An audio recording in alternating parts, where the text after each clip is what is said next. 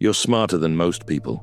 You just do it alone, which is probably why almost no one has ever noticed, including, on some days, you. If that lands as both a little arrogant and quietly true, stay with the second feeling, because it may be the most accurate thing anyone has said about your mind in years. You go blank in the fast room and think of the perfect answer 3 hours later, alone in the car. You lose whole conversations in the moment, then rebuild them by yourself into something sharper than anyone who was actually talking walked away with. The world tends to read that as slow or shy or not quite sharp enough. The world is wrong, and it has been wrong about this exact kind of mind for more than 100 years. That is not a pep talk, and it is not a horoscope. It is something I can show you, because the single most influential psychologist who ever lived was built this way, and he bet his entire career on it. In 1913, Carl Jung, 38 years old and the chosen heir to Sigmund Freud, walked away from all of it, lost nearly every friend he had, and vanished into years of near-total solitude that everyone around him could only call a breakdown. Here is the strange part. That so-called breakdown produced almost everything Jung is remembered for. The archetypes, individuation, the work that reshaped modern psychology. All of it came out of the years he spent alone, doing what looked, from the outside, like nothing at all. Because Jung wasn't losing his mind in that silence. He was finally free to use it. By the end of this, you are going to understand your own mind better than the people who spent years quietly underestimating it. Starting with why the world gets this so consistently wrong. Start with what almost everyone believes, because Jung's whole story only makes sense against it. We treat intelligence as something visible. It shows up in the room, it answers fast, argues well, publishes, gets cited, climbs. We trust the mind that performs in public, and we quietly distrust the one that goes quiet. Think about how thoroughly you were trained into this. The child who answered first was the smart one. The colleague who talks most in the meeting reads as the sharpest, even when all they really are is the loudest. We hand the promotions to the visible, and we privately wonder about the quiet ones. And we treat withdrawal as a warning sign. When someone steps back from the world, cancels the plans, stops returning the calls, and starts spending long stretches alone, we reach for a diagnosis. Something's wrong with them. They're depressed, they're isolating, they're coming apart. That instinct isn't stupid. Sometimes it is exactly right. Real decline often does look like withdrawal, and caring people are trained to watch for precisely that. The culture around us reinforces it at every turn, because achievement is supposed to be seen. A mind that matters is a mind other people can watch working. So hold that lens up to Zurich in 1913. A celebrated doctor cuts ties with his mentor. His career stalls. His friends stop calling. He starts spending hours alone, writing and drawing things he refuses to show anyone, talking, apparently, to figures who are not in the room. Every observer reached the conclusion the culture had trained them to reach. Jung was breaking down. Nobody thought to ask the other question, the one this whole video turns on. What if he was doing the opposite? And if you have ever pulled back from the world and watched people decide, out loud, that something must be wrong with you, then you already know how completely that lens can misread the thing it is staring straight at. Here is what that lens could not see. There is a difference between a mind that is failing and a mind that is changing direction. Jung himself would later give that direction a name. In his 1921 book, Psychological Types, he described two basic orientations a mind can have. One faces outward, toward people and objects and the world. The other faces inward, toward the inner life, before it deals with anything outside. He called the inward orientation introversion, and he was careful to insist it did not mean shy, and it did not mean broken. It meant a mind whose real center of gravity sits on the inside. For a mind built like that, going inward is not a collapse. It is a homecoming. It is what I call solitude-activated intelligence, a way of thinking that only switches on fully once the noise of other people stops. And in 1913, Jung was about to run the most extreme experiment in that kind of thinking anyone has ever documented. Some nights the screen is the wrong place for this. If you'd rather just listen, Surreal Mind is on Spotify now. The words, in the dark, wherever you are, links in the description. Because the world was watching Jung through the one lens that could only read solitude as sickness. Therefore, it completely missed what the silence was for. And to understand what it was for, you have to see the man he was before it started. For most of his early career, Jung was exactly the kind of mind the world knows how to reward. Brilliant in the room, quick on his feet, a rising psychiatrist at the famous Burghölzli Clinic in Zurich, publishing research on word association and the hidden structure of the mind that got him noticed across Europe while he was still young.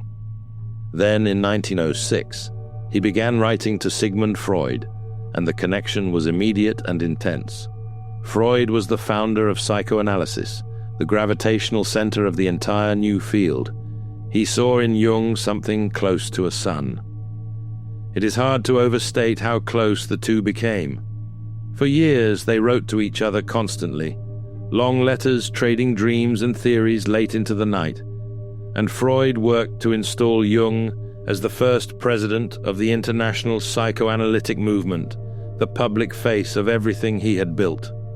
Freud openly called him the heir, the crown prince, the one who would carry the work into the next generation. So, for a few years, Jung had everything the visible definition of intelligence promises. Proximity to genius, a movement behind him, a clear path straight up.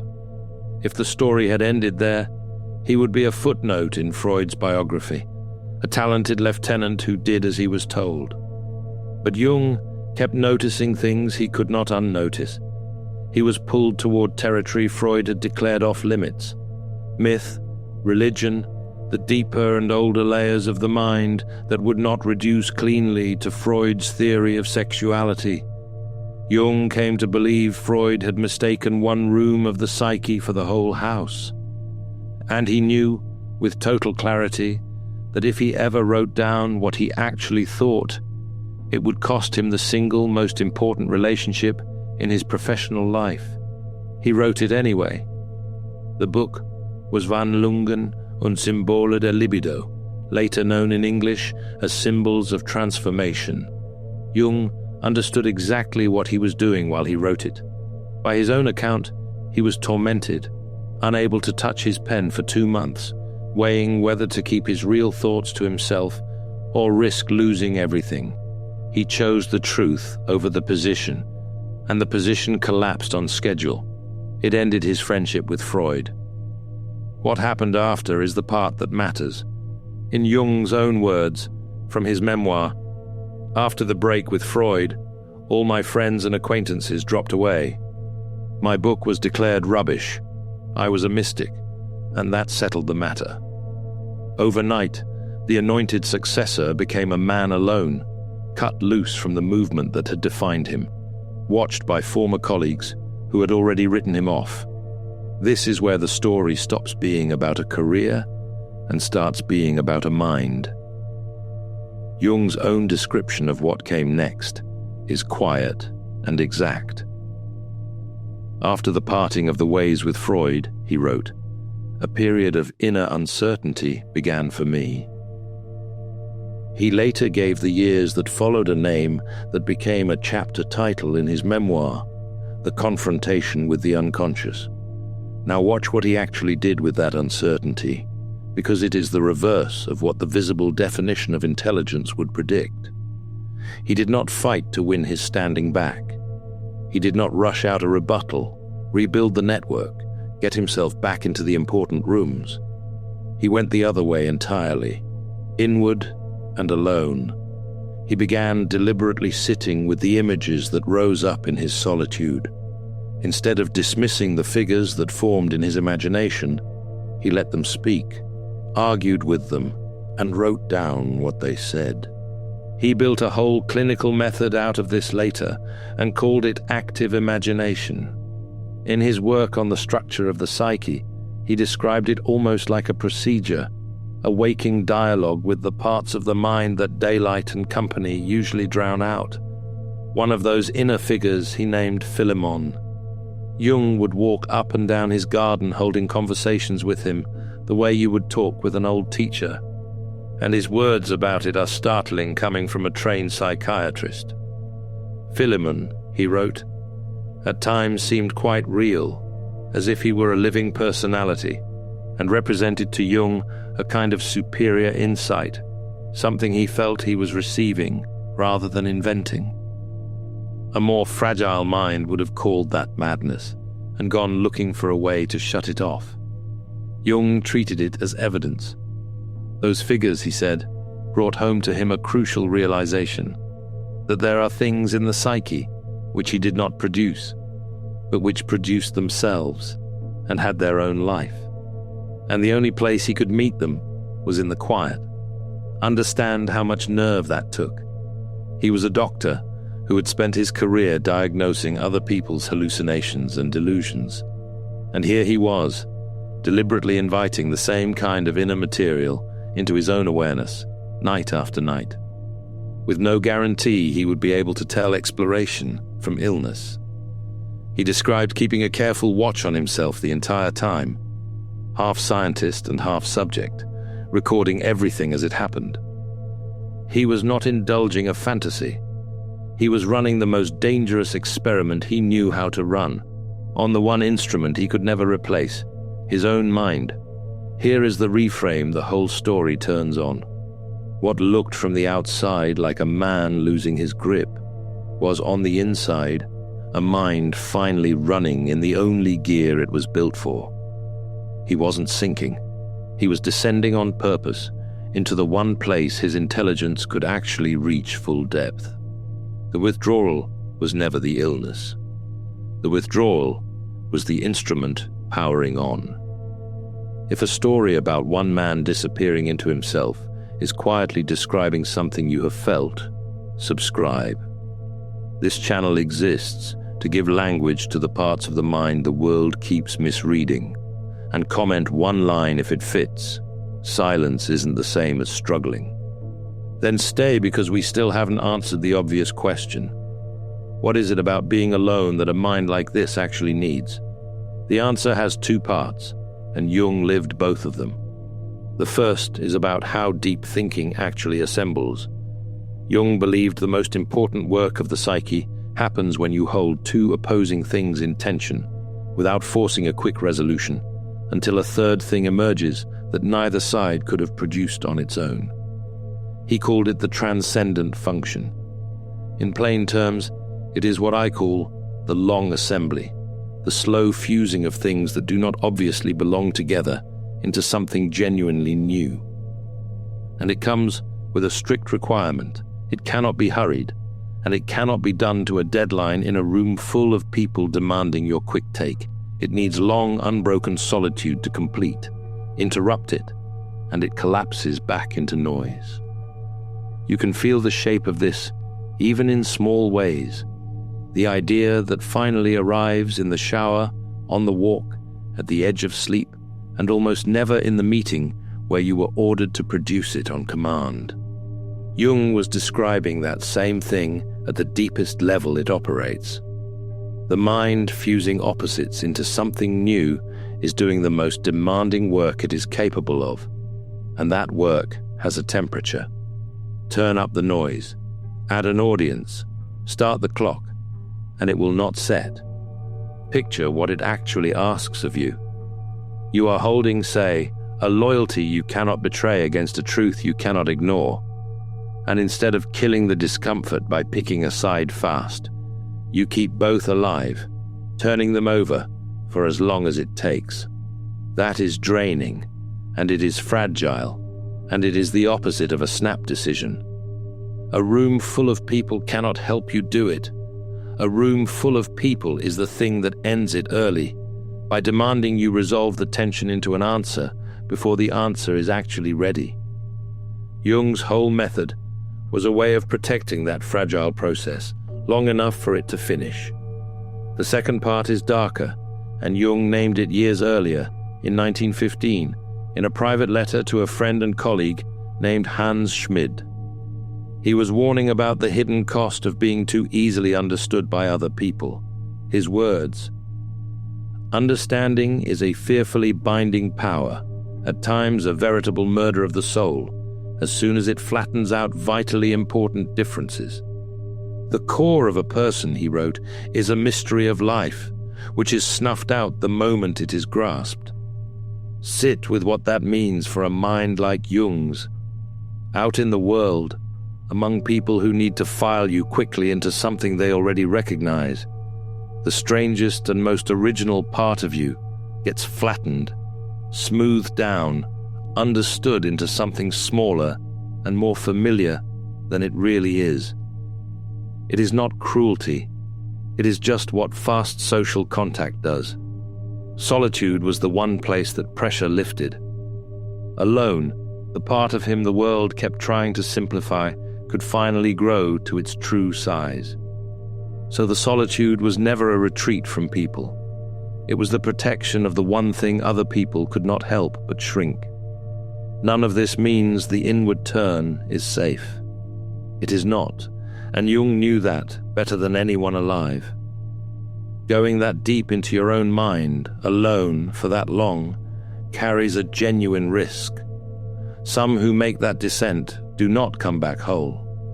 The line between the confrontation that produces a life's work and the one that swallows a person is far thinner than any tidy, inspirational version of this story admits. Jung wrote that during those years, he was at times genuinely afraid he would not find his way back out. And listen to how he kept himself anchored, because this is the whole difference. He said he had to keep reminding himself, deliberately, that he had a family, a home, a profession, an ordinary life with his name on it in the daylight world, precisely because the pull inward was strong enough to make all of that feel distant and unreal. That is not a small admission. It is a man telling you that the same descent that built his life's work could just as easily have ended it. That honesty is exactly why the story is worth telling carefully. The point was never that solitude is automatically good, or that everyone who withdraws is secretly a genius at work. Withdrawal can be the start of a masterpiece or the start of a spiral, and in the early days, from the outside, the two can look almost identical. What tells them apart is not visible to the people watching. It is whether there is still a rope back. What separated his descent from a true breakdown was not that it looked calmer from the outside. It didn't. It was something I would call the integration test. Jung kept one foot in ordinary life the entire time. He kept seeing his patients. He kept his marriage, his house, his daily routines. He treated the solitude as work he came back from, not a country he moved to. Whatever he brought up from the depths, he carried back and put to use in the light. That is the line between solitude that builds a mind and isolation that erodes one, not the intensity of the descent, the return. If you have ever needed to disappear for a while and come back sharper instead of smaller, comment, "I go quiet to come back clear." Because the return is the entire difference. Therefore, the guilt so many people carry about needing to withdraw is aimed at exactly the wrong thing. Here is what the world eventually got in exchange for the years it spent calling Jung broken. Almost his entire body of work traces straight back to that solitude. The archetypes, the deep shared images and patterns, he argued, run underneath every human mind. Individuation, his word for the lifelong process of becoming who you actually are, which he insisted could only happen through inner work, never in the crowd. His whole model of the unconscious as something far older and stranger than a storehouse of repressed wishes. None of it came out of a conference or a debate. All of it came out of a man alone with his own mind, writing by hand. Consider what the archetypes actually claimed. Jung was arguing that underneath your personal memories sits a far older layer, shared across all of humanity, stocked with the same recurring figures and patterns that surface in the myths and dreams of people who never met and never could have copied one another. The wise old man, the shadow, the great mother. He did not arrive at that by surveying thousands of subjects in a lab. He arrived at it by going down into his own depths, alone, meeting those figures firsthand, and only later recognizing them in the myths of cultures all over the world.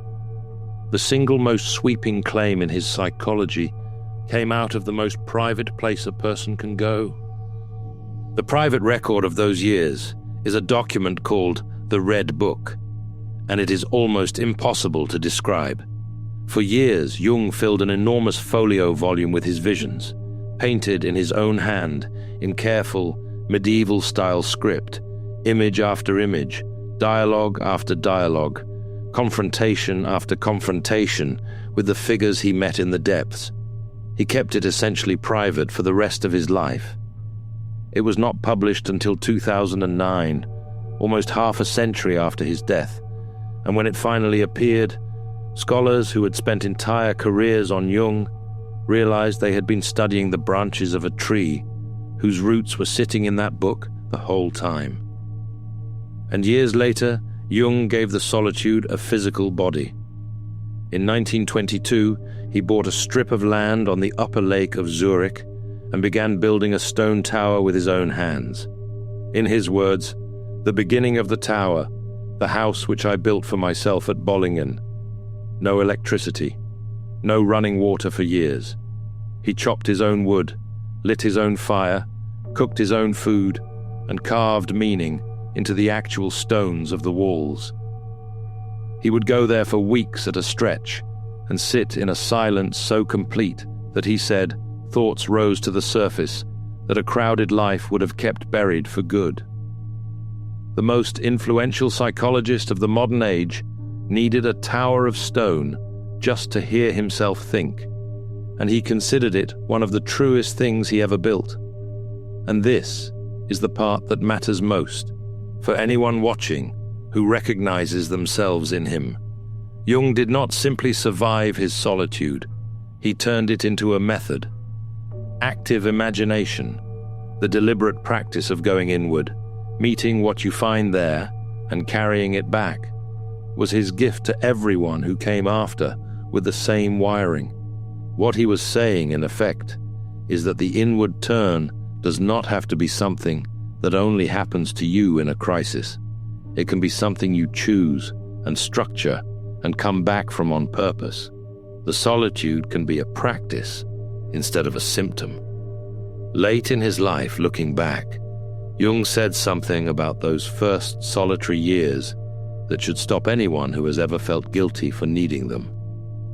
"The years when I was pursuing my inner images," he wrote, "were the most important in my life. In them, everything essential was decided. Everything that came after," he said, "was only the working out of what had burst forth in that time alone." He called those years the prima materia for a lifetime's work. There is a reason a man who understood the human mind that deeply kept being mistaken for a man who had lost his. That mistake, and why the world keeps making it specifically about the people who see the most, is its own story, and it's coming. Stay subscribed for it. Jung is the clearest case, but he is nowhere near the only one. Look closely at the origin stories of a surprising number of the people who changed how we think, and the same shape keeps appearing. Isaac Newton did his most revolutionary work during the year. The plague closed his university and sent him home to an empty farmhouse in the countryside, alone. Writers, mathematicians, composers, founders. The pattern repeats so often, it stops looking like coincidence and starts looking like a requirement. The deepest original work tends to need a door that closes. Not because collaboration is worthless, it obviously is not, but because a specific kind of mind does a specific kind of thinking that other people, however well-meaning, interrupt just by being in the room. We tend to remember the finished work and forget the conditions that produced it, because the conditions look like nothing at all, a person alone, apparently doing very little. And our own moment makes this harder, not easier. We have built a world that treats every empty minute as a problem to be solved, and every silence as a gap to be filled with a screen. For most minds, that constant input is fine, even pleasant. For the inward-turned mind, it is a slow starvation. It never gets the long, unbroken solitude the deep work requires. So the most important thing it is capable of simply never gets built, and the person spends a whole life vaguely sensing a capacity they can never quite reach. You can see the cost everywhere once you know to look for it. The person who is sharp and original on the page and strangely muted in every meeting. The one who needs a long drive alone to work out what they actually think, in a job that never once gives them the drive. A whole kind of intelligence that only exists on the far side of silence, quietly going to waste in a world that keeps the silence switched off. Jung got his tower. The real question is, what happens to that same kind of mind when it never gets one? Which is where this stops being a story about a Swiss psychiatrist who died in 1961 and starts being about you. Because if any of this has felt less like history and more like a description, you already know why. You know the blank look you give in the fast room and the way the real answer arrives 3 hours later, alone, when it is finally quiet enough to think. You know the way company empties you out and solitude fills you back up. You know the pull to shut the door and the guilt that arrives right behind it, and the people who have decided, out loud, that something must be a little wrong with you. And notice this was never really about being alone by itself. Plenty of people are alone and completely empty in it. It is about what your mind starts doing the moment the pressure of being watched lifts off it. The way thoughts you could not reach in company suddenly surface. The way a problem you carried around all week untangles itself the instant no one is standing there waiting for the answer. That is the tell. Not that you enjoy solitude, but that you come back from it holding something you could not have made anywhere else. And if that is you, then a quiet correction is owed to most of your history. Every teacher who wrote that you needed to participate more. Every review that praised the colleague who spoke first. Every person who told you that you were too much in your own head, too far away, too hard to reach. None of them were measuring a defect. They were standing outside a closed door, describing the silence on their side of it, and mistaking it for the whole of you. They could not see the room where the work was happening, so they reported the room was empty. It never was. You are not Carl Jung. This is not a promise that your solitude will produce a body of work that reshapes a century. But the mechanism inside you is the same one that was inside him. An inward-turned mind that does its real work in private, that gets flattened in public and restored in silence, that looks to the people watching like it is underperforming or withdrawing or quietly coming apart. At the exact moments it is doing the most important thing it will ever do. The measures the world used on you were built for the other kind of mind. The fast room, the timed test, the meeting, the open plan everything. They read your silence the way Zurich read Jung's, and they returned the same verdict, and the verdict was wrong for the very same reason. Jung wrote one line near the end of his life that lands differently once you can see all of this. Loneliness, he said, does not come from having no people about one, but from being unable to communicate the things that seem important to oneself. The solitude was never the loneliness. The solitude is where the work gets done. The loneliness was every crowded room where the most important thing you were thinking had to stay unsaid.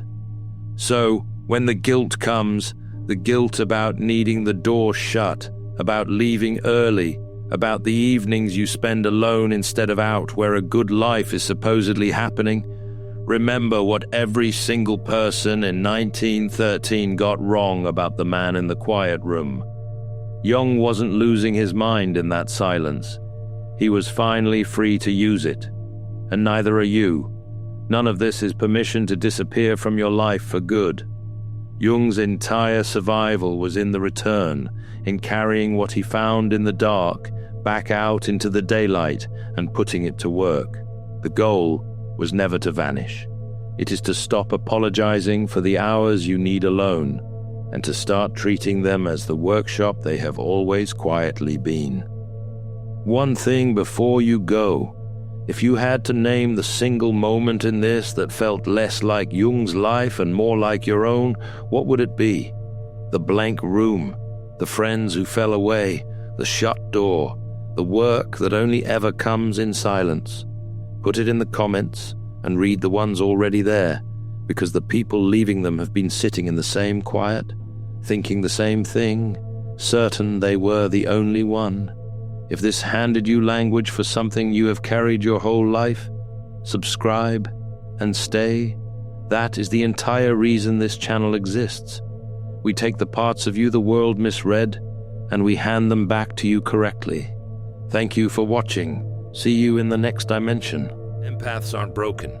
They're alchemists in progress. The Alchemist's Path gives you drills, Jung-based boundaries, and 3 exclusive chapter videos to turn overwhelm into clarity. By Surreal Mind, 236-page downloadable ebook in stock. Begin now at thesurrealmind.com.